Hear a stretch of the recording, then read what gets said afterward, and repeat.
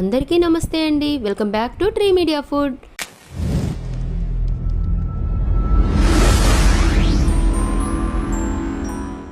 ఎలా ఉన్నారు అందరూ?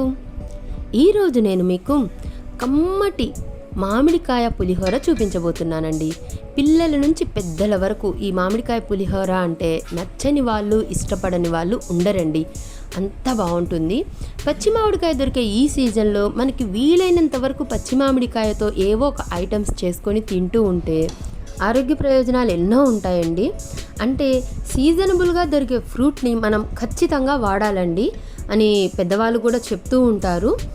ఇప్పుడు మామిడికాయ ఎక్కువగా దొరుకుతుంది కాబట్టి పచ్చి మామిడికాయతో ఏవో ఒక ఐటమ్స్, అందులో ఈ పులిహోర కూడా ఒకటనమాట.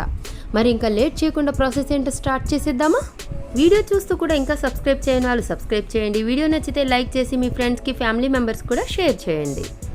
ముందుగా పులిహోర కోసం ఒక రైస్ కుక్కర్లో కానివ్వండి లేదా నార్మల్ కుక్కర్లో ఒక గ్లాసు బియ్యం తీసుకోండి. బియ్యంని బాగా శుభ్రంగా కడుక్కొని గ్లాసుకి గ్లాసున్నర నీళ్లు పోసుకొని ఒక అరగంట పాటు నానబెట్టుకోండి. నార్మల్ కుక్కర్లో అయినా వండుకోవచ్చు లేదా నార్మల్ గిన్నెలో అయినా ఈ రైస్ అనేది వండుకోవచ్చండి. ఇప్పుడు అందరి దగ్గర దాదాపు కుక్కర్లు ఉన్నాయి కదా, అందుకని చెప్పేసి కుక్కర్లో చూపిస్తున్నాను. గ్లాసున్నర నీళ్లు పోసేసాక ఒక అరగంట పాటు నానబెట్టిన తర్వాత ఒక టీ స్పూన్ ఉప్పు, ఒక పావు టీ స్పూన్ పసుపు, ఒక టీ స్పూన్ ఆయిల్ వేసేసి రైస్ కుక్కర్లో పెట్టేసుకొని ఆన్ చేసుకోండి. ఇలా రైస్లో డైరెక్ట్గా ఉప్పు, పసుపు, ఆయిల్ వేయడం వల్ల పులిహోర చాలా బాగుంటుందండి.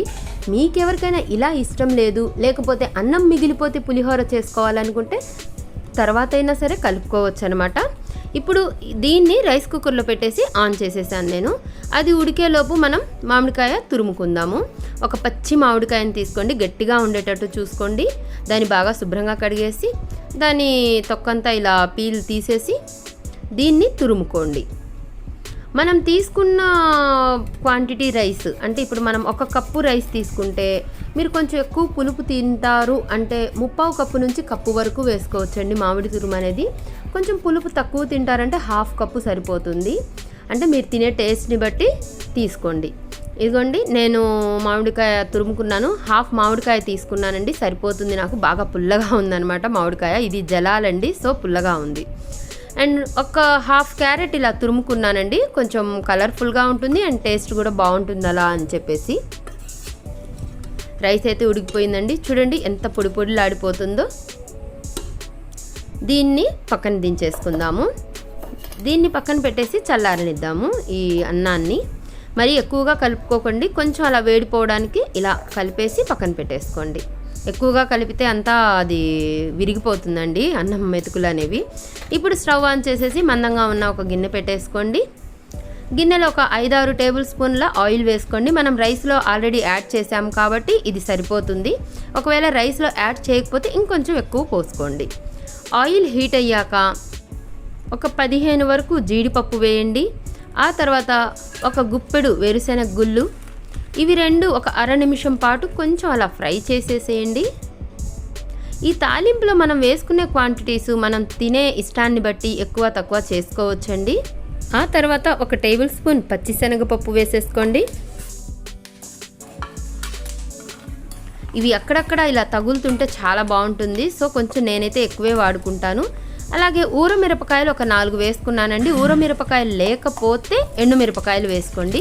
ఒక 3 పచ్చిమిరపకాయలు ఇలా సన్నగా చీల్చుకొని వేసుకోండి. ఊరమిరపకాయలు భలే ఉంటుందండి ఈ మామిడికాయ పులిహోరలో నంచుకొని తింటూ ఉంటే. అలాగే పచ్చిమిరపకాయ కూడా వేగే వరకు 1 నిమిషం వేయించేసి ఆ తర్వాత 1 టేబుల్ స్పూన్ మినప్పప్పు, పొట్టు ఉన్న మినప్పప్పు లేదా మినపగుండ్లైనా వేసుకోవచ్చండి. ఆ తర్వాత 1/2 టేబుల్ స్పూను ఆవాలు, ఇష్టమైతే జీలకర్ర కూడా వేసుకోవచ్చు, నేనైతే జీలకర్ర వేయట్లేదండి. దీన్ని 1 నిమిషం నుంచి 2 నిమిషాల పాటు ఇలా ఫ్రై చేసేసుకోండి. 1 టీ స్పూను అల్లం తురుము, ఒక చిన్న ముక్కండి, ఎక్కువ వద్దు. అల్లం తురుము బాగా మంచి ఫ్లేవర్ని ఇస్తుందన్నమాట. ఒక 2 రెబ్బల కరివేపాకు, దీన్ని కూడా ఫ్రై చేసేసేయండి. ఇంగువ లేకపోతే పులిహోర తాలింపు అనేది వెలితిగా మిగిలిపోతుంది అని నా అభిప్రాయం అండి. మీకేమనిపిస్తుందో మీరు కింద కామెంట్ చేయండి.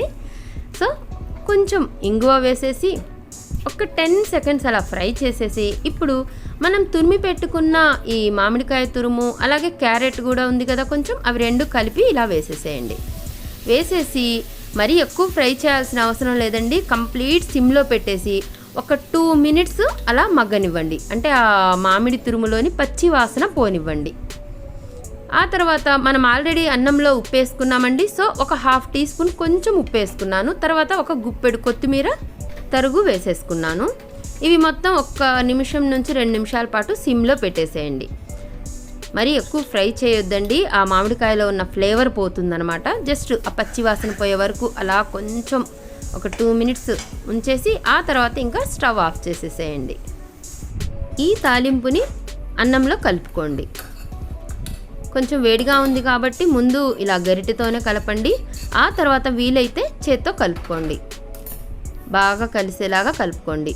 మీకు రైస్ ఎక్కువ మిగిలిపోయినా లేకపోతే అన్నం వండుకున్నప్పుడు మామిడికాయ ఉంది ఇంట్లో కొంచెం పులిహోర చేసుకుందాం అన్నప్పుడు కొంచెం రైస్ తీసేసైనా చేసుకోవచ్చు అనమాట. అలా చేసుకునేటప్పుడు తాలింపులో కొంచెం పసుపు వేసుకోండి.